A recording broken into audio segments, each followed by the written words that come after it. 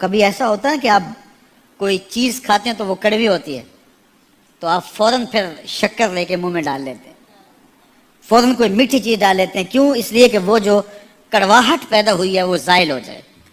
کھاتے کھاتے کوئی کڑوا بادام آ گیا تو آپ جلدی جلدی سے پھر کوئی میٹھا بادام 2-3 اکٹھے ڈال لیتے ہیں منہ میں کہ اس کی کڑواہٹ ختم ہو. جب کڑواہٹ پیدا ہوگی تو اس کو کیسے ختم کیا جائے گا؟ مٹھاس سے. مٹھاس زیادہ کی جائے گی، کھنڈ زیادہ ڈال دی جائے گی تو پھر وہ کڑواہٹ ختم ہو جائے گی.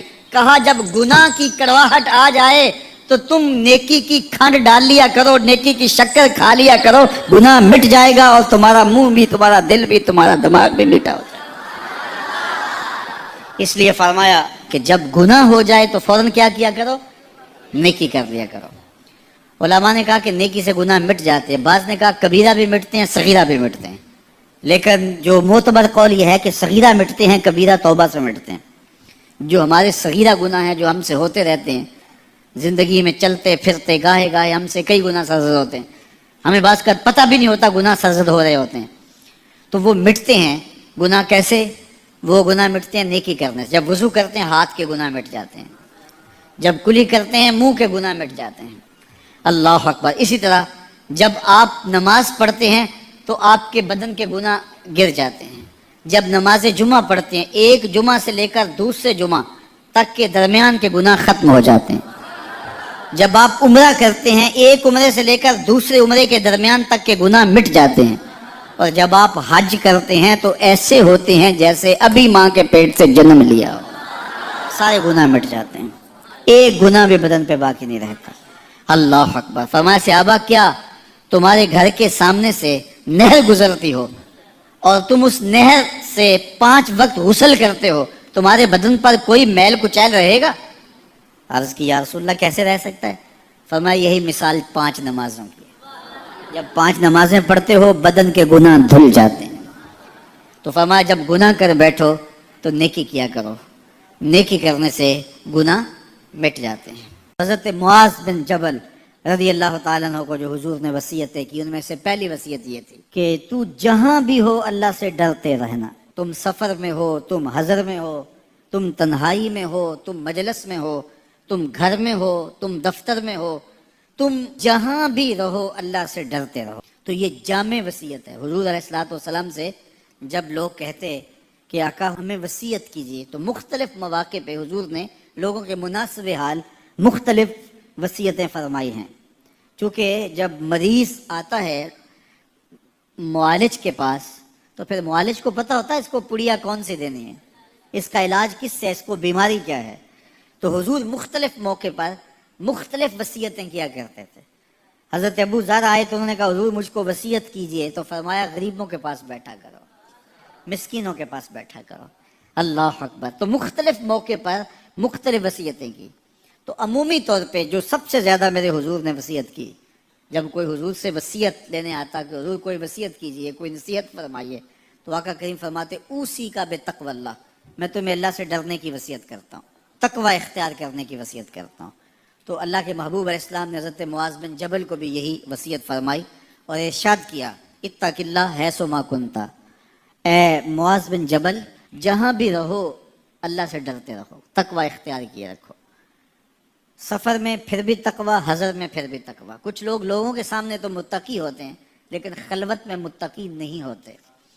کچھ لوگ حضر میں اپنے دیس میں تو متقی ہوتے ہیں لیکن ایسے علاقے میں پہنچتے ہیں جہاں انہیں لوگ جانتے نہیں ہوتے تو پھر تقوی کی چادر اتار پھینکتے ہیں کہ اب ہمیں کون دیکھ رہا ہے. تو وہ متقی نہیں ہوتے، وہ یہاں بھی مکر کر رہے ہوتے ہیں. تو تقوی جو ہوتا ہے وہ ہمیشہ ساتھ جڑا ہوتا ہے. آپ خلوت میں ہیں پھر بھی تقوی، اللہ سے ڈرتے ہیں، جلوت میں ہیں پھر بھی اللہ سے ڈرنے والے، تنگی میں خوشحالی میں اللہ سے ڈرنے والے. جب غربت آ گئی تو اس وقت تو سجدے بھی کیے، اس وقت تو رو رو کے دعائیں بھی مانگی، اس وقت تو طبیعت میجز بھی پیدا ہو گیا.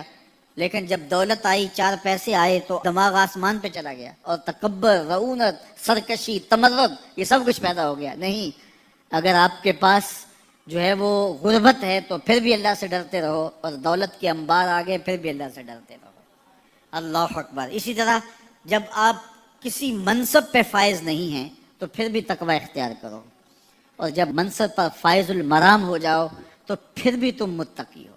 جب تمہیں امین بنایا جائے، جب تمہیں منصب سونپا جائے، تو پھر تم اس وقت بھی اللہ سے ڈرنے والے ہو. وزارت کا قلم دان ہو یا تمہارے پاس جو ہے وہ وزارت عظمیٰ کی کرسی ہو، تم صدارت کے عہدے پہ براجمان ہو، یا ملک کی اہم ذمہ داریوں سے تمہیں نوازا گیا ہو کہ جہاں معاملات بہت حساس ہوں تو وہاں بھی تمہیں طاقت دی گئی ہو، تمہیں اختیار دیا گیا ہو، تمہیں مال و دولت کی فراوانی دی گئی ہو، تمہیں کسی منصب میں امین بنایا گیا ہو، تمہیں جو ہے وہ کسی چیز کا ضامن بنایا گیا ہو، ہر حال کے اندر تم اللہ سے ڈرنے والے رہو. جب ہر حال میں اللہ سے ڈرنے والے رہو گے تو پھر کیا ہوگا؟ اللہ تمہیں اپنی قربت کے نور سے نوازے گا اور تمہیں وہاں سے دے گا جہاں سے تجھے گمان بھی نہیں ہوگا. اللہ اکبر.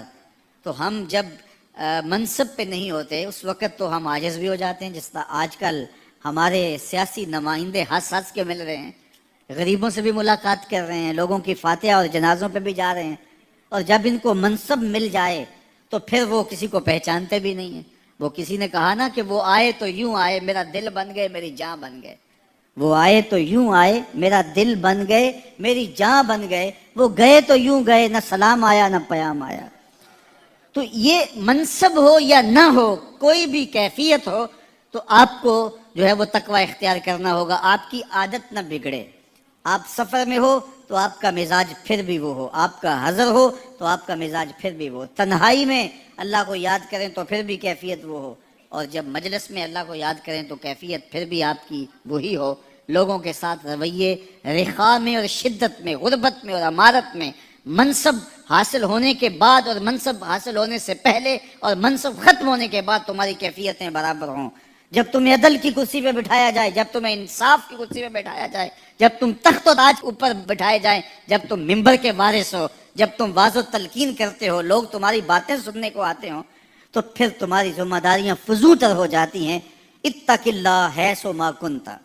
فرمایا اللہ سے ڈرنا تو جہاں بھی ہے. اللہ کے محبوب علیہ السلام سے پوچھا گیا کہ سب سے اچھا ایمان کس کا ہے؟ فرمایا سب سے اچھا اور کامل ایمان اس کا ہے جس کے اخلاق اچھے ہیں، جو بات اچھی کرتا ہے، جو لوگوں کے برائیوں کی ٹو میں نہیں رہتا، جو لوگوں کو اذیت نہیں پہنچاتا، جس کی طبع میں حیا ہے، جس کی طبیعت میں وفا ہے، جس کے انداز کے اندر محبت ہے، مروت ہے، بھائی چارہ ہے، حسن سلوک ہے، رواداری ہے. ان چیزوں سے مل کے اخلاق بنتا ہے، اچھی عادتوں سے اخلاق بنتا ہے، رویوں سے اخلاق بنتا ہے، لوگوں کے بارے میں اچھا سوچنے سے اخلاق بنتا ہے.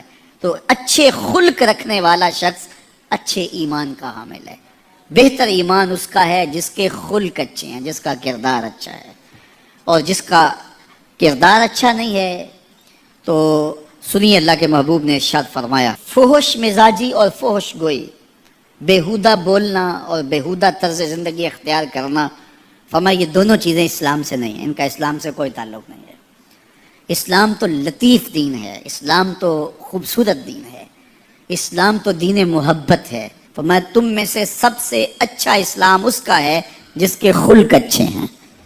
اور اللہ کے محبوب نے فرمایا بوئستو لأتمم مکارم الاخلاق، میں اس لیے بھیجا گیا ہوں کہ میں اخلاقیات کی قدروں کو بلند کر دوں، اخلاقیات کی قدروں کو اونچا کرنے کے لیے، ان کی تکمیل کے لیے میں بھیجا گیا ہوں. اور اللہ کے محبوب کے اخلاق ایسے ہیں کہ خود میرا رب کہتا ہے انک لعلی خلق عظیم، محبوب تیرے خلق عظیم ہے. تو جس کے خلق کو میرے رب نے بھی عظیم کہا وہ خلق کتنے عظیم ہوں گے. اللہ اکبر. حضرت سیدنا انس بن مالک رضی اللہ تعالیٰ عنہ فرماتے ہیں 10 سال میں نے حضور کی خدمت کی ہے اور 10 سال میں ایک بار بھی ایسا نہیں ہوا کہ میرے حضور نے مجھے جھڑکا ہو. کیا محبت تھی، کیا پیار تھا، کیا خلق تھا. خلق ادینے مولئی دنیا، خلق ادینے مولئی دنیا، کوئی ورلائی جان بچاوے، آزم ایڈا سونا ماہی سنو کدرے نظر نہ. کچھ ان کے خلق نے، کچھ ان کے کردار نے کر لی، مسخر ساری دنیا شہ ابرار نے کر لی. تو اچھے اخلاق کا حامل جب بندہ ہوگا اس کا ایمان کامل ہوگا اور اس کا ایمان اچھا ہوگا. تو نامہ اعمال میں جو عمل ڈالے جائیں گے، جو ترازو پہ میزان پر جو عمل ڈالے جائیں گے، سب سے وزنی عمل نماز نہیں ہوگا، روزہ نہیں ہوگا. سب سے وزنی عمل کون ہوگا؟ جو پلڑے کو جھکا دے گا، وہ حسن خلق ہے.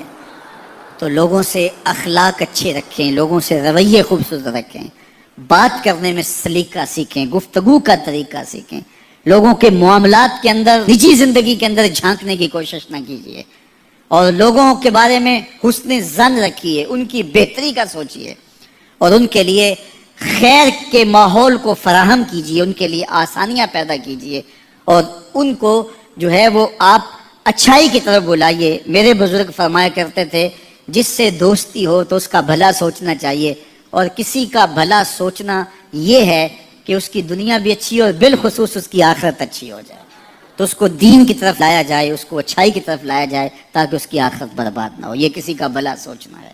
تو اچھے اخلاق کا حامل شخص ہی ایک اچھا مسلمان ہوتا ہے۔ صوم و صلات سے کوئی شخص نہیں پہچانا جاتا، یہ تو اس کا ذاتی معاملہ ہے، کسی شخص کی پہچان اس کے اخلاق سے ہے۔